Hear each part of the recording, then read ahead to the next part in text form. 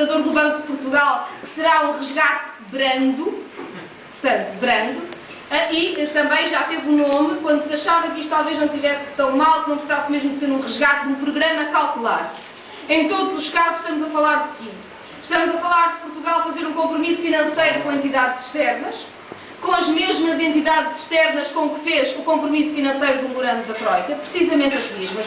Há algumas dúvidas sobre a força que o FMI terá, mas terá mesmo sempre alguma, ainda que seja mais distante. Portanto, é um compromisso financeiro.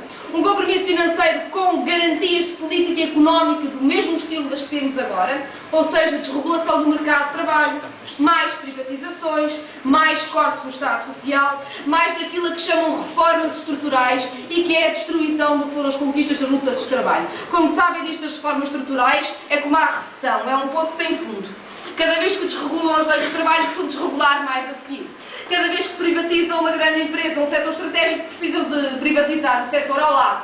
Cada vez que a saúde é cortada num sítio, depois pode ser cortada mais noutro sítio, o mesmo com a educação, o mesmo com a segurança social. É um poço sem fundo. E, portanto, é com mais política económica desta que virá o segundo resgate, seja ele brando, cautelar, o que for. E, portanto, estamos a falar do Estado português que está já a negociar com instituições internacionais mais do mesmo programa. E isso significa décadas de austeridade. E isso significa também que a renegociação da dívida aí está.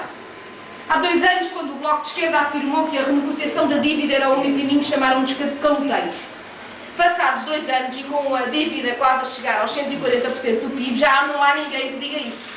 Toda a gente diz que a renegociação da dívida é inevitável. O Governo, a gente bem sabe que não diz, mas quando vamos ler os artigos económicos dos economistas da área do Governo, vemos que todos eles já falam da renegociação da dívida.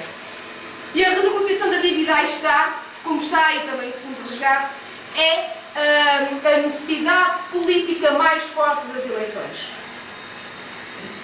Porque um Governo que não tem credibilidade, que não tem confiança, que falhou em todas as previsões e que tudo que conhece face às entidades internacionais é a capitulação, não está em condições de fazer uma renegociação da dívida, não está em condições de fazer um segundo resgate. Nós opomos à ideia do segundo resgate, mas mesmo quem pense que assim pode ser, compreenderá que um Governo que perdeu aquele que era o seu centro da política de austeridade, que é Vítor Gaspar, que perdeu qualquer capacidade de ter credibilidade interna ou externa, não está em condições de avançar daqui para a frente. Tudo será pior para o país. E, portanto, só com eleições, só com um governo novo, é que podemos ter uma saída da crise, porque teremos uma nova legitimidade e uma nova força para fazer a renegociação da dívida que tem de ser feita. Eu não vos quero tomar mais tempo, mas falarei porque acho que é importante aquilo que é a alternativa do Bloco de Esquerda e o que tem defendido.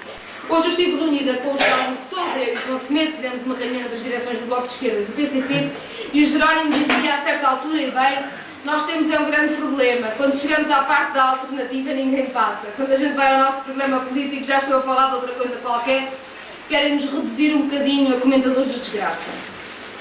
Nós não somos comentadores da desgraça, mas há uma parte da solução que tem a ver precisamente com parar a desgraça.